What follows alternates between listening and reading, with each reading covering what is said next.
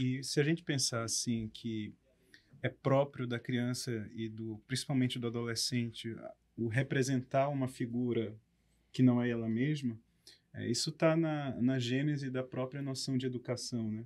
Sim. Os gregos, eles educavam as crianças como? Fazendo-as repetirem, imitarem os poetas, imitarem os ginastas, né? Nas Olimpíadas, né? Nos exercícios físicos, os rapisodos, os poetas, os aedos, né? Então, eles tinham uma ideia de educação que a educação começa sempre por um ato de imitação. Então, não é que você vai se tornar você mesmo com 15 anos de idade. Uhum. A questão não é essa. A questão é quem você está imitando. Boas referências. Exatamente. Exatamente. É isso.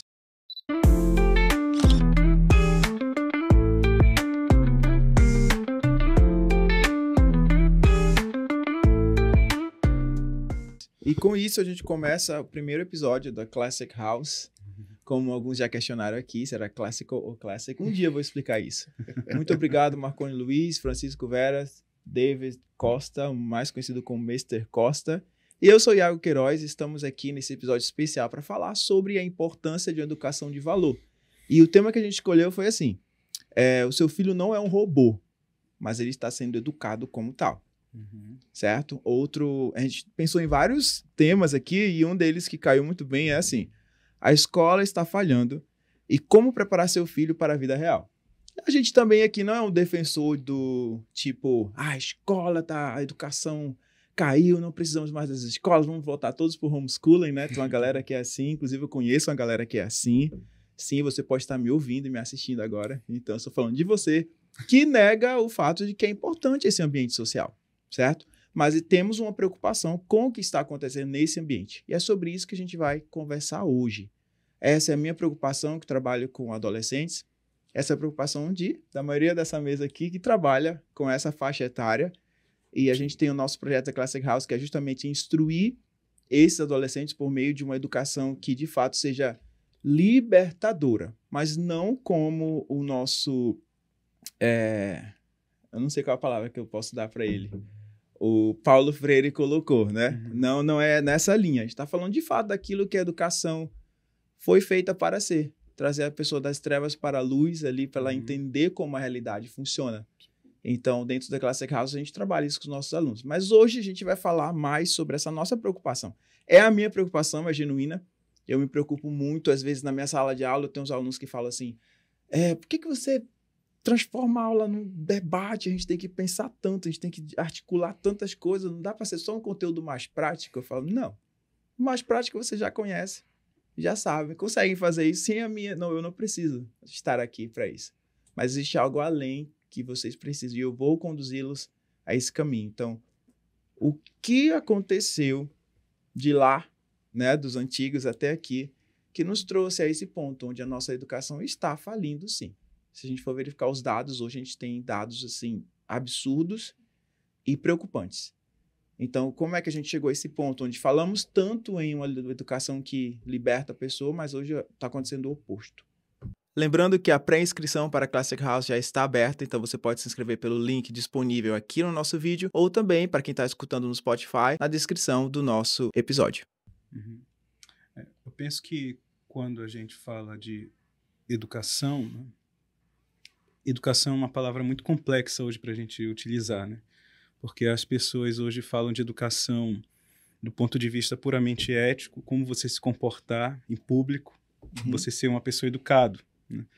Você usar os talheres da maneira adequada, você falar determinadas palavras em público que você não falaria privadamente, né? Isso é uma pessoa educada na concepção de algumas pessoas, né? Mas quando a gente fala de educação do ponto de vista da sua origem ou da sua gênese mais própria, a educação nasce da ideia de cultura, né?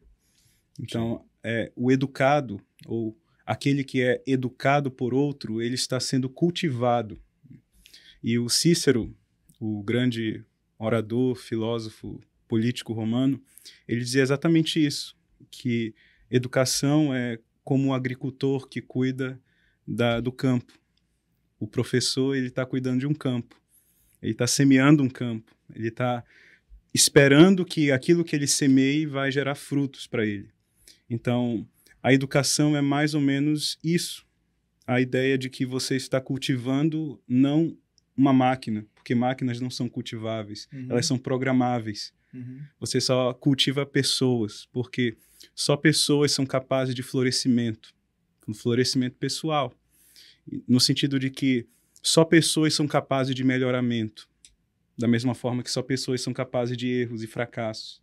E é por isso que a gente precisa de educação nesse sentido global da palavra, em que a educação ela olha para a integralidade da pessoa, não somente para o adestramento do indivíduo, que é a ideia de educação mais atual, né? Você adestra a pessoa para viver em sociedade, mas é uma educação que leva em conta a dimensão propriamente humana deste ser que eu sou.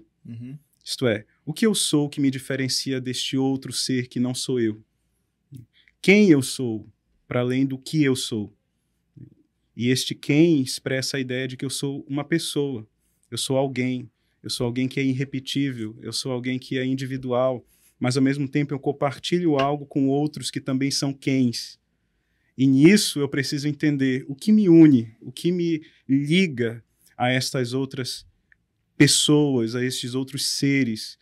E nisso eu entendo que ser pessoa vai muito mais além do que ser programável como uma máquina, ser adestrável como um animal. Ser pessoa é ser único, mas ao mesmo tempo ser para além daquilo que eu vejo.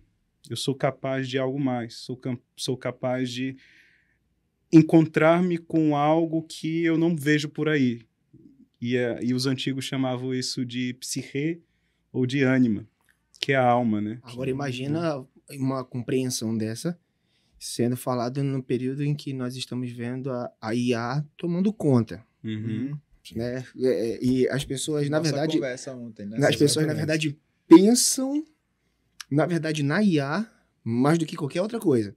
Que a IA vai resolver o problema do raciocínio ou da compreensão de algumas coisas ou de fazer alguns trabalhos. Eu vou planejar, mas vou planejar. Quem vai planejar, na verdade, está sendo a IA.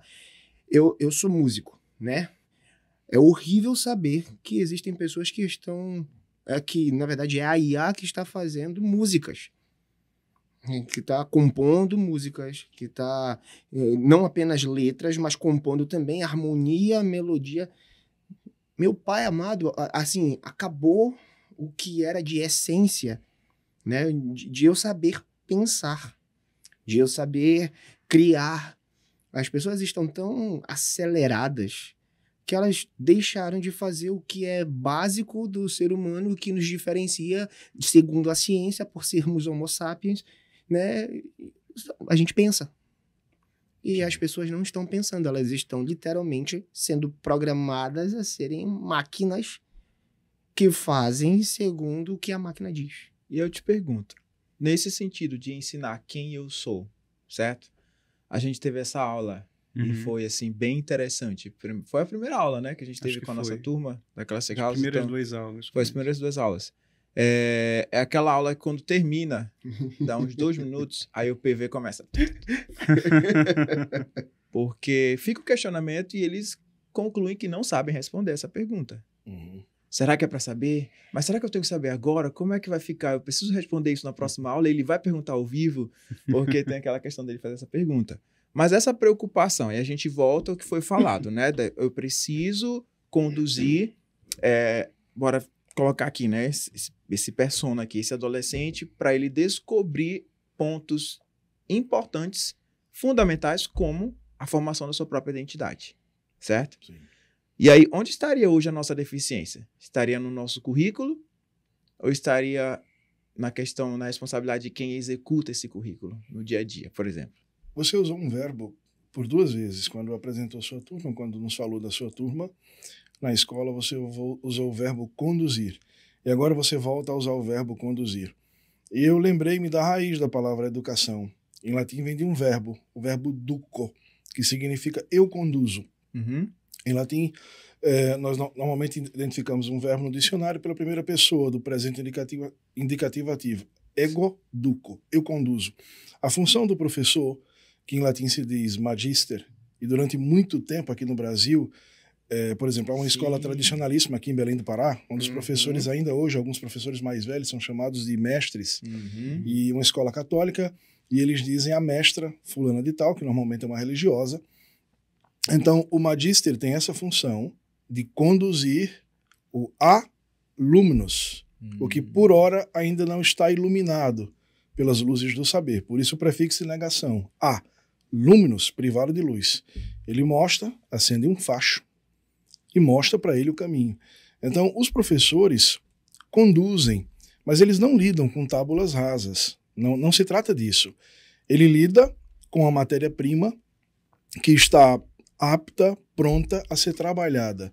E para que essa matéria-prima, não sei se é muito adequado falar de pessoa assim, mas eu estou falando com todo respeito, esse aluno que está crescendo, que está se formando, que está disposto a ser formado, ele precisa ser ajudado, ele precisa ser trabalhado. O professor tem de assumir a função de mestre, sim. O professor tem de conduzir o aluno, sim. Não é facilitador. Não, o professor até pode facilitar muitas coisas, mas ele não é só um facilitador. O professor é um condutor.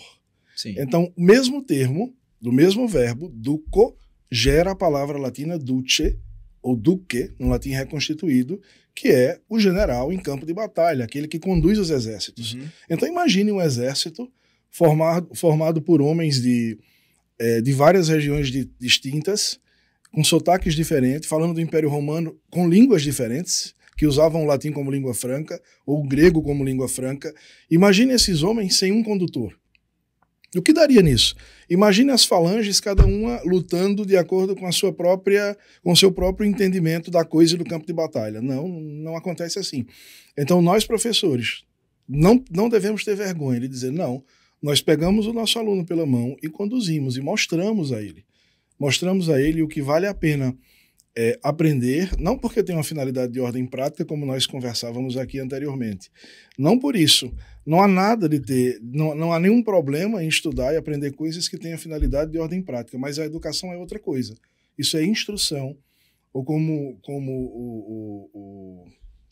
o Marconi falou anteriormente, nós estamos falando de instrução. Instrução é uma coisa, educação é outra coisa. Educação é um cultivo.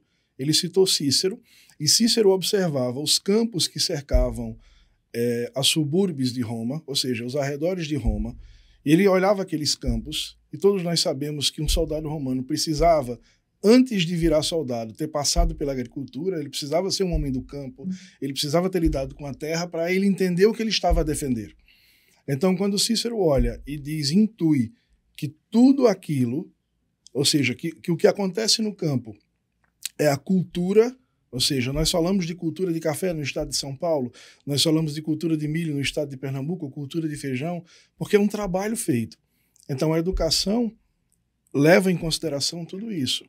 Educar é formar de maneira plena o indivíduo pleno, de maneira holística, holas, completa. É olhar o todo, não apenas uma parte. Quando a gente para falar com algumas pessoas a respeito, por exemplo, da Classic House, que a gente vai falar da aula da Classic House. Eu estava falando com a minha esposa antes dela entender a questão de filosofia. Ela disse para mim, amor, eu não gosto de filosofia. Que quando ela cresceu na escola, foi para a faculdade, o entendimento de filosofia era uma coisa completamente terrível.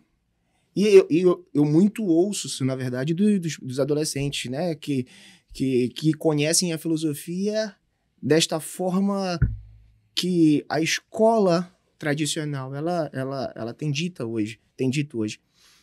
E quando eu ouço vocês, por exemplo, explicando a respeito do que é educação de uma forma filosófica, é o que, na verdade, a gente vai entender o que é filosofia do fato de pensar, né?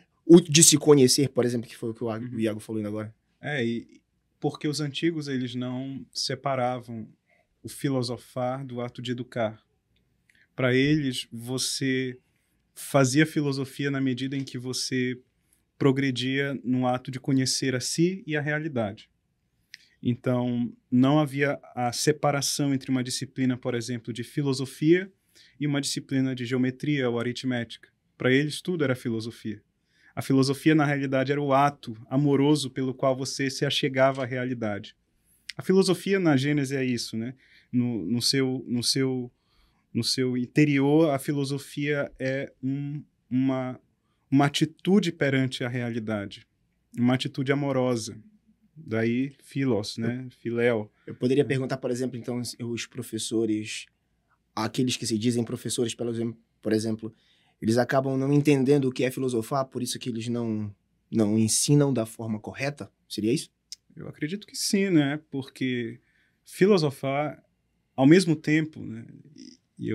Isso é uma ideia que eu tenho há algum tempo já, que não é minha, né? Mas o Joseph Pieper, né? Que é um importante filósofo alemão do século XX, ele trouxe isso.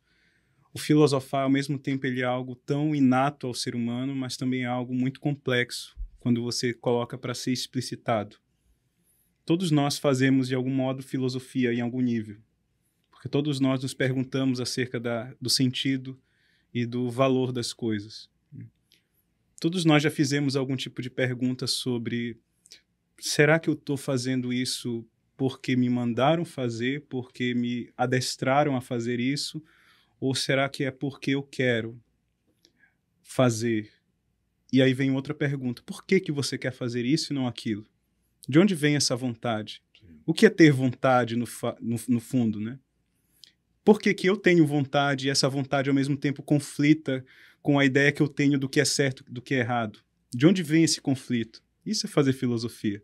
Né? E todos nós passamos por esses dilemas. A questão é, explicitar isso é o difícil.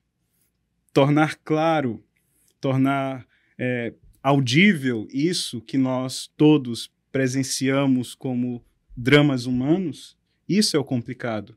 E, nesse sentido, a filosofia é complicada, mas ela, ao mesmo tempo, é aquilo que de mais íntimo há em nós, como seres humanos. Porque todos nós, enquanto seres racionais, pensamos acerca de quem nós somos e do mundo no qual nós habitamos. E, nesse sentido, todos nós fazemos filosofia. Somos chamados a amar a verdade das coisas e de nós mesmos. Mas, ao mesmo tempo, há um empecilho, que aí a tradição cristã vai chamar de pecado, e aí vocês podem chamar de qualquer outra coisa, né?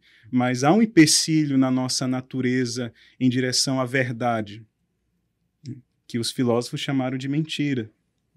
E a mentira não está aí. A mentira é justamente esse empecilho para nós vermos com claridade e com objetividade as coisas como elas são. A mentira é a obscuridade das coisas. E a obscuridade de nós mesmos, quando a gente deixa de ver a nós mesmos como somos ou deveríamos ser. Então, a filosofia está aí para isso, né? Ela é próxima e, ao mesmo tempo, distante dessa nossa realidade Uma atual. pergunta, Marconi. Já vou passar para o Veras. A filosofia, tendo já essa imagem de ser um assunto chato, um assunto... né? Não é a primeira coisa que eu vou escolher ali no meu currículo. Mas o currículo da Classic House começa com filosofia. Tem filosofia em todas as demais matérias, puxando os assuntos o tempo todo. Todos os assuntos são conectados com os temas centrais. E finaliza com filosofia, né? O currículo inteiro segue esse padrão. Qual é hoje a maior dificuldade em abordar essa discussão com o adolescente? Considerando esse preconceito que eles já têm sobre esse tema. Eu acho que é o que a gente estava falando no início aqui, né? É porque a filosofia e toda a educação clássica, que é uma educação filosófica, ou seja, é uma educação que inclina o aluno, o sem luz, para a luz da sabedoria, a filosofia, ela foge à ordem prática e da utilidade, né? Então, aquela famosa pergunta que todos nós que somos professores já ouvimos: para que serve isso? Para que serve? Para que eu estou estudando isso, né? Eu acho que o principal empecilho para se ensinar e até mesmo para se estudar filosofia hoje é justamente a ideia de que tudo aquilo que eu devo fazer deve gerar para mim resultados imediatos, úteis e práticos. Sim. Então, no fundo, a filosofia não vai te dar isso. Tomando aqui o exemplo da gramática para os antigos. Ler Homero, ler Virgílio, não vai fazer você ficar mais rico, em primeiro momento. Não sei, talvez você descubra um jeito de... Eu não descobri ainda. Nem eu. Mas você não vai chegar para alguém e dizer, olha, se você ler A República de Platão, você vai se tornar alguém bem-sucedido. Em primeiro momento, não é isso que vai acontecer. Mas em um segundo momento, talvez isso aconteça de maneira secundária, terciária, quaternária. Por quê? Porque ela vai se tornar uma outra pessoa depois de ler este livro. Sim. Depois da Sim. filosofia, ela vai se tornar Sim. uma outra pessoa para enfrentar os seus problemas, para lidar com as questões da sua realidade. Então, eu digo assim, a filosofia não vai te dar ganho nenhum em primeiro momento, mas ela vai te dar o mais importante, que é mudar você. Ela não vai mudar os teus problemas, não vai te dar soluções mágicas, mas ela vai te engrandecer como ser humano, que é o que você é. E se você for um ser humano melhor, os seus negócios vão ir melhores. Sim. Fala aí, Varas. Quando as pessoas escutam a palavra filosofia, é preciso entender isso. Seja uma pessoa jovem, como os nossos alunos, sejam jovens, sejam pessoas um pouco menos jovens, como vocês, e sejam pessoas já não tão jovens como eu. As pessoas pensam em uma disciplina. Uhum. Esse é o problema. Na educação, a rigor, tudo é filosofar. Só como o Marconi bem explicou, na filosofia, na educação, nós aproximamos o aluno da luz. Ou seja, nós confrontamos o aluno com a verdade. E, para citar Aristóteles, pelo filtro de Santo Tomás de Aquino, a gente escuta muito isso nas faculdades e nos ambientes teológicos, predominantemente católicos. Santo Tomás de Aquino dizia, com outras palavras, simplificando, que a única verdade que existe é a realidade. Então, quando nós confrontamos o aluno com a realidade, nós dizemos, olha, diante da realidade, ela pode ser dura, ela pode ser difícil, ela pode ser injusta aos seus olhos, mas é a única coisa que você tem de lidar. Então, diante da realidade, você se adequa primeiro a ela, e naquilo que é possível, você tenta modificar o que a realidade te traz de adversidade. No que for possível, no que não for possível, você aceita o sofrimento como uma constante na vida e lida com a realidade respeitando sempre, de maneira clara, a verdade. Então, quando um professor consegue fazer com que os alunos entendam a realidade, eu dizia esses dias, algum tempo atrás, alguns dias, uma semana no máximo, alguns dos meus alunos, eles me perguntavam, professor, qual é a coisa mais difícil que o senhor encontra como professor? Eu dizia, olha, é fazer com que os meus alunos entendam a realidade. Ele dizia, mas é tão difícil assim entender a realidade. Eu digo, é dificílimo. Às vezes eu olho para a realidade e digo, não, eu vou virar os olhos, eu vou olhar para o outro lado. Eu que sou um homem maduro. Imagine um adolescente, imagine uma pessoa mais jovem. Então, educar é um trabalho eminentemente filosófico. Você aproxima o aluno da verdade. Você mostra para ele a verdade, que via de regra está sempre evidente. Evidente é aquilo que está diante dos olhos. Via de regra está sempre evidente. Eu não estou dizendo que a realidade é simples de ser apreendida, não é isso, mas ela está evidente. Nós precisamos colocar a lente correta. Nós precisamos talvez mudar de óculos, colocar outros óculos, para que a gente enxergue as coisas como elas são. Quando nós conseguimos operar dentro desse campo, que é o campo eminentemente da verdade, então nós já conseguimos avançar muito com o nosso projeto de educadores, de professores. Nós conseguimos avançar muito. Tu dirias que essa seria a blindagem que talvez esse jovem moço precisaria para lidar com essa chegada da ideologia aqui, que começa a chegar com as várias ideias imaginárias. Eu ia fazer quase a mesma pergunta, só que de outra forma. Ter essa visão bem clara e alinhada seria... Quando você relativiza o que é verdadeiro, quando você relativiza a verdade, quando você diz que, na verdade, o que as pessoas enxergam não é a realidade como ela é, isso é praticamente a filosofia moderna, mas é o que ele acha ser a realidade. Quando você passa a considerar isso, na verdade, o que foi que você fez? Você tirou a realidade de campo, a verdade de campo, e trouxe um sucedâneo. Um sucedâneo é um substituto. Então, quando você traz um substituto, você tira a realidade de campo e traz um substituto. Bem, olha, não é bem assim. Existe, nós escutamos muito isso, que sob o ponto de vista filosófico, lógico e talvez até semântico, uma aberração, dizer assim, existem as suas verdades e as minhas verdades. Isso é uma estupidez sem precedente. Se um filho meu abrir a boca e disser uma coisa dessa, existem as suas verdades, papai, e as minhas verdades, eu digo, exatamente, existe a minha sala de jantar e o seu quarto. Agora você vai para o quarto e vai ficar sem jantar. E daqui a uma semana nós voltamos a conversar sobre o tema. Porque é um absurdo tão grande, Nós temos opiniões, existem as nossas opiniões, que você pode substituir modernamente por valores, porque quando você fala de valores para a maioria das pessoas, na verdade você está falando de opiniões. Ela tem opiniões, Sim. e essas opiniões ela considera valores. Isso pode ser negociável, isso pode ser, como eu disse, negociável, nós podemos conversar a respeito disso. Mas quando nós lidamos com a verdade, o que nós precisamos é uma adequação a ela. Uma adequação da nossa vida, uma adequação A verdade dos não se nossos muda. pensamentos. Não, a verdade se impõe. A verdade se impõe. Eu usaria uma metáfora, mas se nós estivéssemos jantando, sem ser gravado, aqui seria um pouco agressiva. Mas imagine que a verdade é um trem carregado de pedra, certo? E a minha oposição a ela sou eu de bicicleta na contramão do trem, carregado de isopor. Bem, eu usaria outra metáfora, mas por hora essa basta. Então, a oposição à verdade gerará invariavelmente problemas. De que natureza? Problemas educacionais, que seria o nosso tema? Sim, seguramente. Problemas psicológicos? Bem, os psicólogos poderiam opinar melhor do que eu sobre a não aceitação da realidade. Um problema seríssimo. Mas eles também estão com problemas. Então... Também, alguns têm problemas. Todos nós temos problemas. É a nossa natureza caída, seguramente. Mas há luz no fim do túnel. No fim do túnel haverá sempre uma luz. Não será o trem carregado de pedras. Sim. E nós precisamos aprender os caminhos. O professor, um homem teoricamente versado, mais experiente, com alguma argucidade, vai ajudar o aluno nesse processo. O trabalho de professor é esse, é de conduzir. Duco é o verbo. Só para finalizar esse exemplo que ele falou, hoje eu sempre faço, é a mesma coisa, né?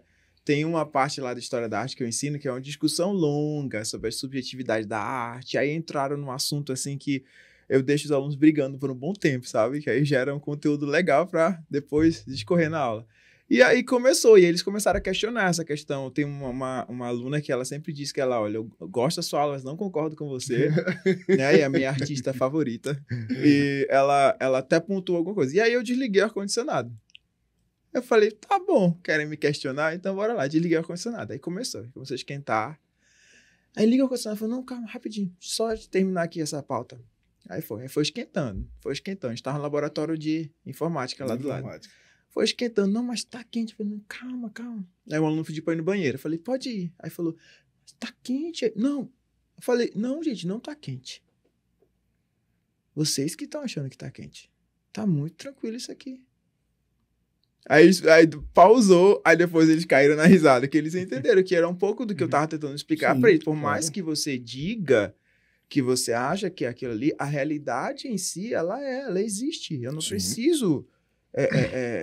né? E aí teve um momento que eu perguntei, mas por que todo mundo acha que tá quente? Aí eles falaram assim, todo mundo concordou que tá quente. Eu falei, então, se fosse algo que não teria como ser real, mas todo mundo estivesse concordando, vocês também concordariam que é uma verdade? Aí pronto, aí terminou a aula, aí depois eu pensei, meu pai do céu, vou ter que explicar agora e ver se eu fui claro no exemplo, né? Senão...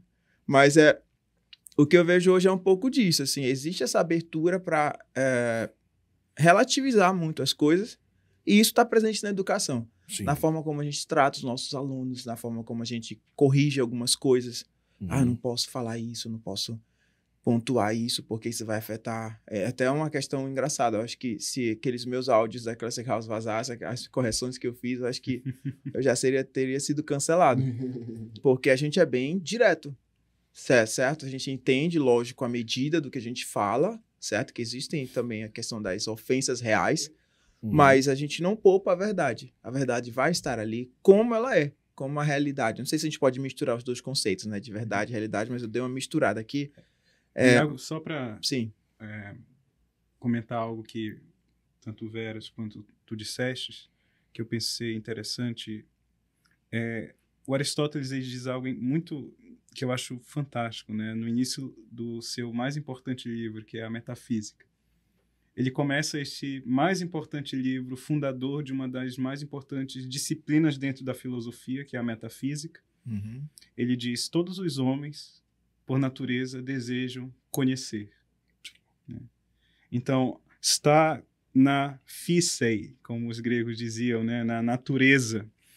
Mas o que é natural? Né? É natural tudo aquilo que está aí.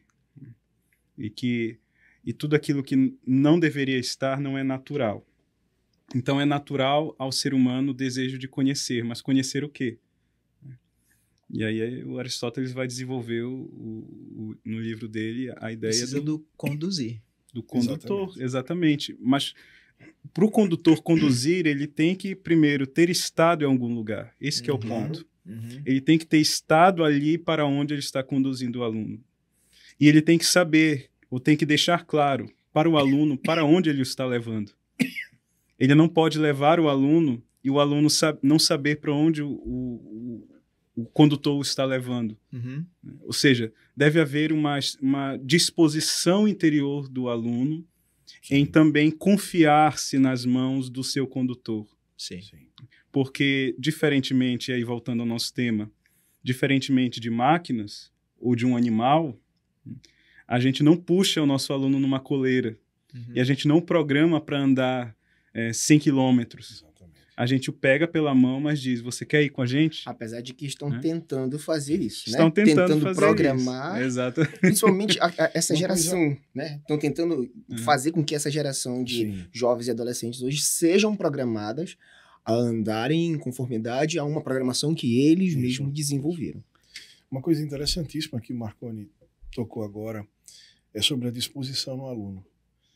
Permitam-me opinar que essa disposição nos nossos alunos é também responsabilidade nossa. Sim. Nós precisamos criar uma disposição, uma reta disposição nos nossos alunos. Não há nenhum problema em o professor fazer isso.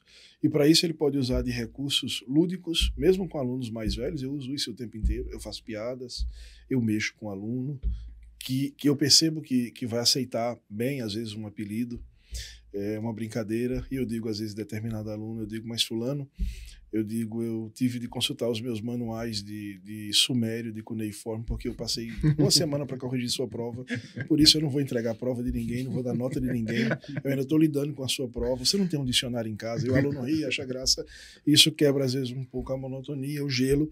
Eu estou criando nele uma disposição, estou dizendo de outra maneira o seguinte: olha, eu me importo com você. Isso é importante, o professor tem de ter, uma das qualidades do professor, tem uma grande professora sueca, que nós temos alguns livros dela, eu sempre me atrapalho com o sobrenome dela, não vou citar para não dar errado. E aí ela cita, e ela diz que alguma das funções dos professores, ela elenca várias, mas uma delas é ser misericordioso. Ou seja, entender que os alunos podem passar por problemas, os alunos podem vir de casa com certas disposições ou indisposições, ou certas disposições inapropriadas para o ambiente de estudo, e é responsabilidade do professor entender isso e tentar fomentar, animá-lo, literalmente animá-lo, dar para o aluno ânimos, ou seja, um novo espírito, para que ele se disponha a aprender. Porque em toda a educação clássica, quando a gente estuda a educação grega, quando nós estudamos a educação clássica nos romanos, quando nós estudamos e vemos a educação clássica já cristianizada, com o que os gregos tinham de melhor, com o que os romanos tinham de melhor, e agora os pais da igreja acrescentando, elevando, subindo de nível. Quando nós analisamos isso, nós vemos que a primeira coisa necessária para o aprendiz era querer aprender, era se dispor. Se dispor a ir onde encontrava-se uma pessoa que queria ensinar. Uma pessoa que quer ensinar e uma audiência que quer aprender. Esse é o casamento perfeito. Eu tinha um professor, velho, esse aqui dá pra ti mais uma... Tem como pegar um pouquinho mais de água pra ele?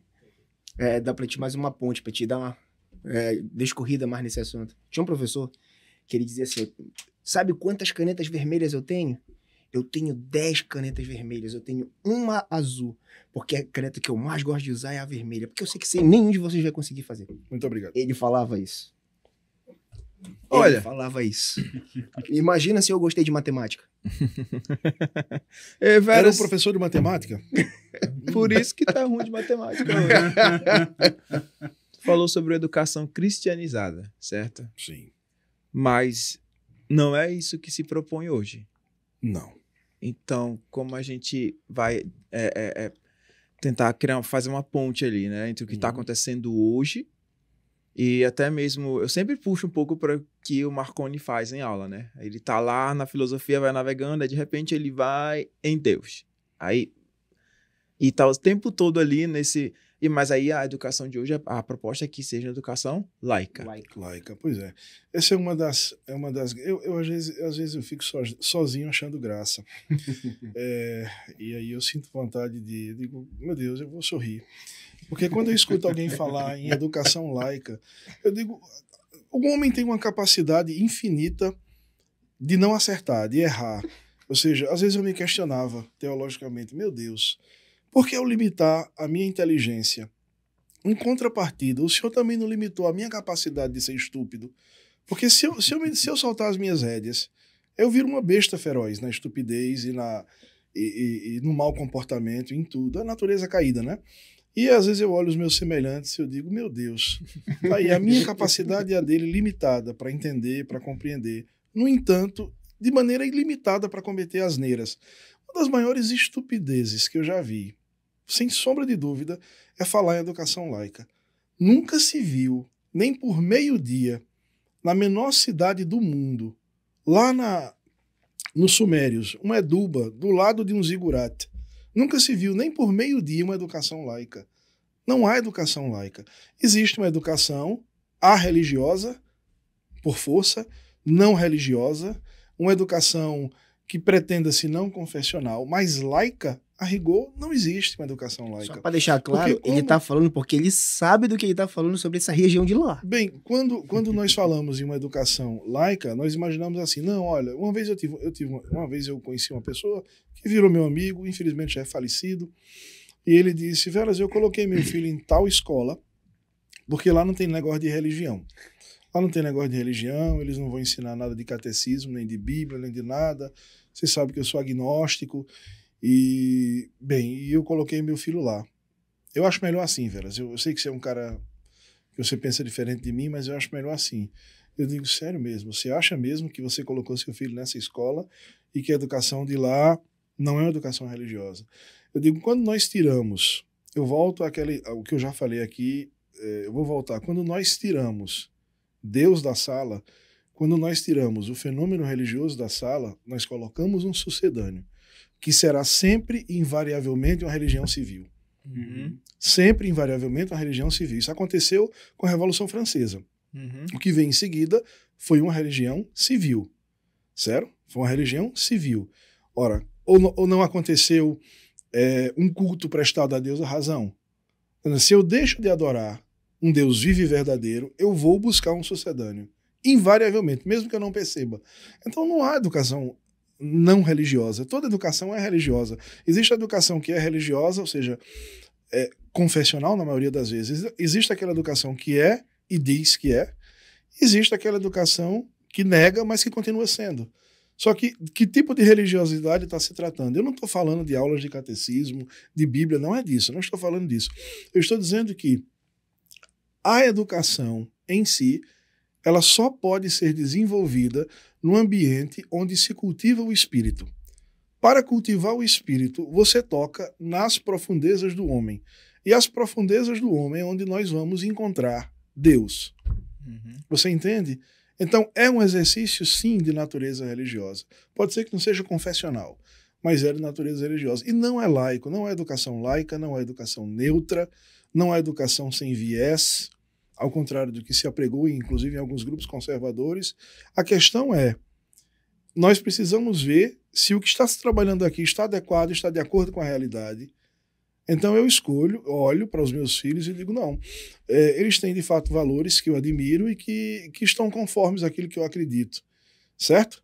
Então, Eu acho muito engraçado quando eu escuto falar em educação laica. A educação estatal é uma educação eminentemente laica. Não, a educação estatal é uma educação que tem uma religião civil. Só que aí, por exemplo, alguém poderia perguntar, poderia tocar no ponto do seguinte, mas quando eu falo de uma educação que é laica, que não tem religião, é porque não tem questão metafísica, espiritual. Bíblia, catecismo. Então eu tô falando de algo... Como é que você diz que aquilo que não tem uma religião, que não tá falando de Bíblia, que não tá falando de catecismo, nada assim, pode ter religião, na verdade. Tem uma religião. O que você explica para as pessoas entenderem por que aquilo tem uma religião? Porque uma que se diz laica, na verdade, tem uma religião. Bem, quando nós falamos de religião, vamos analisar. A religião, de novo, eu não quero parecer pedante, mas é preciso analisar a origem da palavra. A religião vem de religare, em latim. Ou seja, o homem é ligado, por isso religado, ao que, por alguma coisa, por algum motivo, ele se apartou, ele se separou.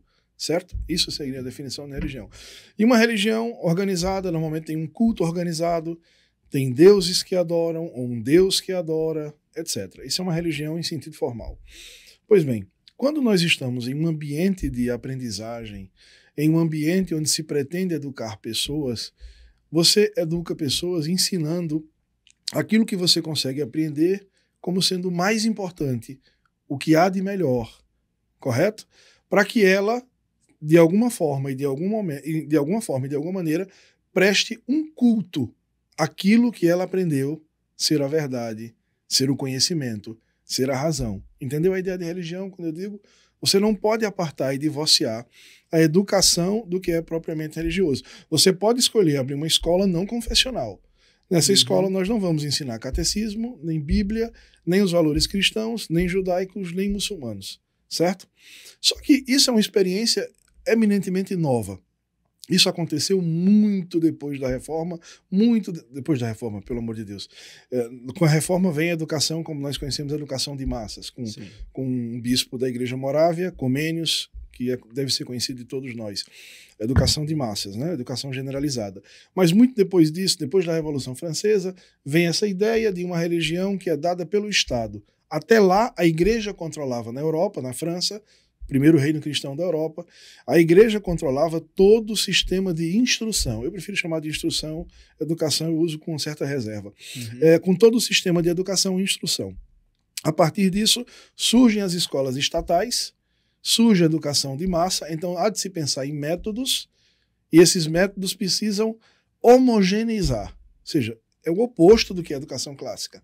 A educação clássica tem a ver com o indivíduo, não com a coletividade. A coletividade vai ser afetada pelos indivíduos que foram educados. Mas não há uma visão de educação em massa como surge depois da Revolução Francesa, né? Depois das ideias iluministas e depois é disso que muitos grandes, não sou eu, muitos grandes intelectuais dizem ser uma espécie de religião civil, onde Deus foi substituído por um sucedâneo. E esse sucedâneo normalmente é o Estado. Você entende? Então é nesse sentido que eu falo que é risível quando eu escuto falar em educação laica. Laica no sentido de religiosa, isso é impossível. De maneira geral, nós estamos cultivando o espírito. Sim. Na má educação, na boa educação, na péssima educação, na educação estatal, há um cultivo de espíritos. Se há um cultivo de espíritos, há a possibilidade, pelo menos em tese aberta, de elevação da condição humana, do espírito humano, da alma humana. Isso é uma transformação. Isso é um processo eminentemente religioso. Essa questão ideológica que ele fala, então, pode ser... É a substituição. A substituição, então. Então, é o que se é tratado, então, da questão de espírito, tá na ideia. Está sendo tratado de acordo com uma ideologia. Sim. Alguma ideologia. Exatamente. Certo? As ideologias modernas são todas elas, todas, sem exceção, sucedâneo, ou seja, substitutos daquilo que o homem comum, que o homem do campo, medieval, clássico, conseguia entender como a realidade. Você entende? Sim. A ideologia é uma espécie de adequação humana da realidade. Ou seja, talvez eu não tenha feito de maneira muito adequada. Eu tento fazer com que a realidade se enquadre e fique dentro do cercadinho que eu criei. Isso é o que nós chamamos de ideologia. Né? Em educação verdadeira, você começou citando, dizendo que a educação precisa ser libertadora, e normalmente os progressistas dizem que a educação precisa ser libertadora, só que o que eles chamam libertadores é algo que nós não utilizamos. Nós utilizamos a palavra libertador de maneira plena. A educação precisa libertar o homem. Então, Aristóteles comentava sobre isso, Paulo comenta sobre isso na Bíblia, que existe, infelizmente, isso é uma lástima, algumas pessoas que parecem ser escravas pela própria natureza. Então, e é uma tristeza isso. Então, na verdadeira educação, é preciso ajudar essas pessoas, o educando, a não ser escravo. Então, isso é libertar. É tirar dele a disposição que, na maioria de nós, que muitos de nós temos, de sermos escravos. Porque é mais simples não pensar com a própria cabeça. É mais simples seguir um método. É mais simples virar um robô ou um escravo. Você entende? A educação está no oposto disso. É diametralmente oposto a isso. E Marconi, além dessa, assim, considerando o que é essencial de se aprender nessa faixa etária que a gente está conversando aqui, vocês já falaram sobre identidade, certo? Esse quem eu sou, essa jornada. Falamos também sobre o entendimento e a compreensão da verdade, como o Veras bem pontuou. E o que mais vocês diriam que é essencial de se estudar nessa faixa etária? Lembrando que a pré-inscrição para a Classic House já está aberta, então você pode se inscrever pelo link disponível aqui no nosso vídeo, ou também, para quem está escutando no Spotify, na descrição do nosso episódio. Os antigos, eles deixavam muito claro que antes de qualquer estudo superior da realidade, e quando a gente fala de estudo superior, a gente está falando daquilo que o Veras tocou, né? Transcender, isto é, para ir além, né? Aquilo que está super a esta realidade, a esta dimensão ordinária, cotidiana, material e individual, inclusive. Antes de passarmos a realidades superiores, é preciso antes que se passe pelas realidades inferiores. Sim. Só que nestas realidades inferiores não habitam somente realidades materiais, como, por exemplo, esta mesa, este microfone, este copo, esta água, este corpo. Há realidades que são inferiores àquelas superiores, das quais... Exato. Então, das quais a teologia trata. Há realidades das quais as ciências tratam. Eles não chamavam propriamente de ciências, mas para ficar claro para quem está ouvindo que hoje aquilo que nós chamamos de ciências da natureza, que para eles eram as artes da matéria, né? As artes reales, né? As artes do real, da matéria. Então aí vem a aritmética, geometria, astronomia e música, né? Depois a gente pode falar um pouquinho mais sobre as artes propriamente ditas. Mas o que eu penso que é mais necessário, porque hoje os alunos aprendem muito de aritmética, de geometria, né? Eles sabem medir a área de um triângulo, eles sabem fazer tudo isso, né? Agora, quando a gente passa para a interioridade, eu penso que é aí que nós encontramos um problema. Porque debaixo dessas realidades superiores das quais tratam a teologia e como os gregos chamavam da dialética, né? Ou seja, o conhecimento do ser enquanto ser, ou seja, dessa realidade superior às coisas materiais, para além da realidade material das coisas humanas e muito para além das realidades ordinárias da nossa vida. E aí vem as artes manuais, né? Tudo aquilo que nós construímos com fins utilitários, a gente já falou disso aqui.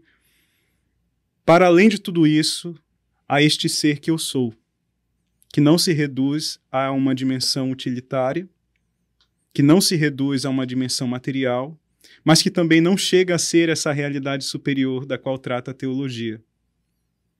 Então há uma dimensão humana que extrapola todo o conhecimento instrumental da realidade, extrapola todo o conhecimento científico, no sentido moderno, material da realidade, e está aquém de todo conhecimento teológico da realidade.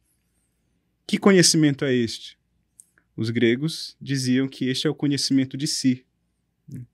É conhecida a história de Sócrates, que no templo de Delfos encontrou a inscrição: conhece-te a ti mesmo, né? Uhum. Só que este conhecer a si mesmo, ele é primeiro uma atitude de humildade, saber que não se sabe, saber que se é escravo daquilo que outros dão para nós ou outros fazem conosco. A ideia de escravidão das massas. Isso era muito comum em Atenas, por exemplo, por conta dos políticos, dos retóricos e dos sofistas, né? Aqueles professores que ensinavam como você vai vencer no debate para você ter a sua ideia vencedora, né? Só que o Platão ele vai dizer para a gente é o seguinte: conhecer a si mesmo é primeiro um ato de desvencilhar-se das aparências que a doxa, que a opinião produziu. Mas que tipo de opinião é essa, né?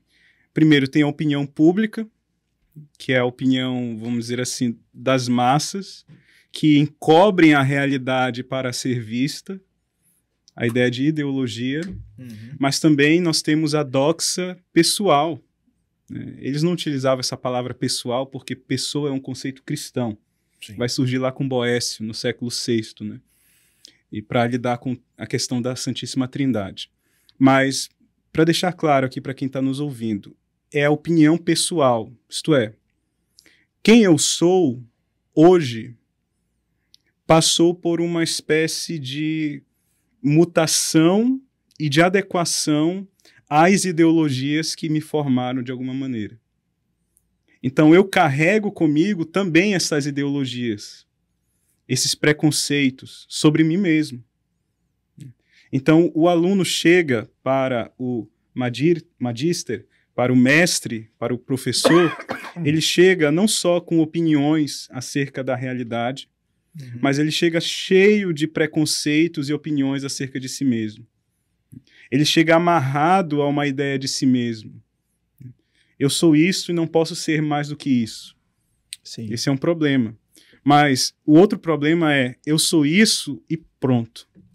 Não quero que ninguém mexa nisso que eu sou. Então essa ideia de que eu estou amarrado, eu estou acorrentado à doxa. E aí vem a grande alegoria de Platão no livro 7º da República, a alegoria da caverna. O estar acorrentado à doxa. Favorito dos alunos. Exato, né? Toda oportunidade que tem, eles falam dessa caverna, né?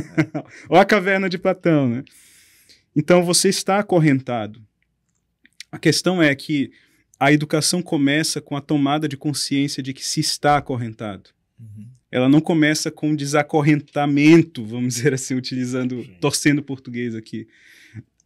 A educação não começa com um ato de violência, mas com um ato de humildade, de condescendência, de misericórdia, de descer a caverna onde o aluno está e dizer, tem algo mais para ser visto. Sim, sim. E você está incapaz de ver. Eu posso te ajudar? E então começa com este ato de autoconsciência. É por isso que o nosso primeiro módulo foi sobre autoconhecimento. Certo. Porque todo conhecimento genuíno começa com um conhecimento de si mesmo. Mas não um conhecimento egocêntrico, não um conhecimento narcísico de si mesmo. É um conhecimento libertador. Porque liberta da escravidão da doxa, das opiniões que me formaram e que me deformaram. E nisso é uma tomada de consciência também para a realidade que as ideologias encobriram de mim.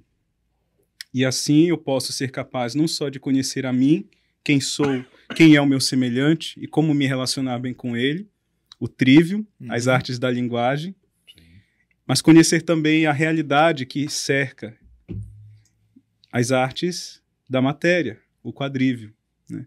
Então, a educação para o adolescente, para a criança, para o adolescente, e também para o jovem, né? Ela é este ato de desvencilhamento da doxa pessoal e pública. E isso se dá a partir desse desses 7 caminhos que a tradição nos legou, através dos quais nós saímos da caverna e chegamos à luz da realidade. Eu tive, rapidão. Eu lembro que eu estava no primeiro ano do ensino médio e eu ouvi falar a respeito da alegoria da caverna, né? Pelo menos lá, conhecido como o mito da caverna. E depois aí me machucou quando eu vim entender o porquê não deveria ser chamado de mito da caverna. Mas a alegoria da caverna, quando foi falado para mim, lá no ensino médio, me fez entender, fez eu começar a gostar da filosofia, mas de forma muito rasa. Eu não imaginava o quão raso era esse sair da escuridão e vir para a luz. Porque aos olhos daquilo que estava sendo me falado, não era tão profundo quanto quando a gente começou a ter as aulas da Classic House. Eu pude literalmente começar a entender um pouco mais, até porque eu peguei o livro para ler, né? Até então eu só tinha ouvido o meu professor falar sobre isso, lá na cidade de Oriximiná, professor Luiz Felipe, ele vai lembrar, se ele ver. Só que não foi tão profundo. E aí eu fui começar a conversar com alguns adolescentes a respeito disso, né? Até para identificar o que eu tinha visto lá. E aí eu pude ver o quanto não era aprofundado, como se fosse, por exemplo, o que a gente hoje vê muito sobre a dialética. O que a dialética não é o jeito que está sendo falado hoje. A dialética, ela está sendo muito rasa, porque são dois lados, a antítese e a tese do mesmo lado. Não é feito literalmente dois lados para fazer ali uma síntese, né, do que realmente é. É como se fosse a alegoria da caverna, quando me foi falado a respeito do conhecer, mas era um conhecer tão raso que eu não sabia o que tinha por trás daquele conhecimento. E aí eu fui levado a entender segundo ideologias de uma forma onde eu não conseguia compreender ou me compreender. Isso acabou com a minha mentalidade. David, sabe o que é interessante? Que a maioria das pessoas conhece algo dessa alegoria de Platão. Sim. Seja por conta dos professores de filosofia, seja por conta do filme Matrix, né?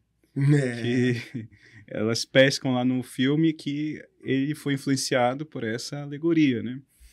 Mas o que me chateia um pouco é porque elas conhecem muito essa alegoria, mas a própria ideologia filosófica moderna transformou essa alegoria para o seu lado. Uhum. A ideia de que isso é muito ensinado nas escolas. A filosofia é pensamento crítico. Né? Para você fazer filosofia, você precisa criticar tudo e todos. Tradição, os pais, a escola, a si mesmo. E a alegoria da caverna é isso. É você se desvencilhando da tradição. É se desvencilhando de tudo que antecedeu você. E na realidade não tem nada a ver com isso, né? Quando a gente descobre que sair da caverna é contemplar verdadeiramente tudo aquilo que é de fato a realidade, e isto que é, Platão chama de bem, e nós cristãos chamamos de Deus, né? Então, quando os cristãos, os pais da igreja, leram a alegoria da caverna, eles identificaram nessa trajetória da caverna para fora da caverna um ato de conversão através da paideia, né? Através da educação, da instrução e da formação humana. Educar, e Platão utiliza exatamente essa palavra, periagogê, né? Educar é um ato de conversão. O apóstolo Paulo vai usar essa mesma palavra para falar de conversão, né? De voltar-se para uma outra direção. Ou seja, você está voltado para a parede da caverna e você gira para voltar-se para fora. E é interessante que no texto de Platão, né, o professor aqui vai concordar comigo, é muito interessante que o verbo está lá no passivo, né? Ele foi desacorrentado, mas não diz quem o desacorrentou, né? Exatamente. Então é muito interessante esse mistério que os eruditos encontram no texto de Platão. Como que ele foi desacorrentado? Por quem? Ou pelo quê? Né? Então, Santo Agostinho, lá no século V, quando ele escreveu um diálogo belíssimo intitulado O Mestre, ele vai dizer isso, né? Que nós todos temos um mestre interior que nos fala uma verdade, que não é dita com palavras, mas é dita ao coração, né? Então, todos nós somos chamados a nos desacorrentar em algum momento da vida. E esse desacorrentar, ele é um auxiliar, o professor ali, ele é um auxiliar deste ato interior, pelo qual o aluno toma consciência de si e diz, puxa vida, essa vida que eu estou vivendo aqui, ela pode ser mais do que ela é. Eu posso ser mais do que eu tenho sido. E nisso eu preciso de ajuda. E eu, então, estendo as mãos ao aluno e digo, vamos comigo, que eu que desci aqui, posso carregar você até lá também, se você quiser. Muito obrigado, perfeito. Veras, por participar dessa conversa com a gente. Disponha sempre. Eu acredito agradeço. que isso é um assunto que a maioria dos pais devem se preocupar. Essa é a nossa preocupação, apesar de eu não ter filhos, mas eu Por queria... enquanto. Vocês têm essa preocupação, certo? Muito obrigado, Marconi, por compartilhar. Muito obrigado por estar com a gente na Classic House. Para quem não sabe, Marconi é o nosso professor de filosofia e outras muitas matérias importantes que ele faz com a gente nas nossas turmas. David, muito obrigado por estar aqui com a gente hoje e a gente se encontra no próximo episódio. Se você gostou desse episódio, não deixe de compartilhar com quem você sabe que precisa aprender, ou melhor, começar a saber um pouco sobre esse assunto, porque está chegando o tempo de onde a educação verdadeira precisa voltar. Isso aí. Até a próxima. Tchau, tchau.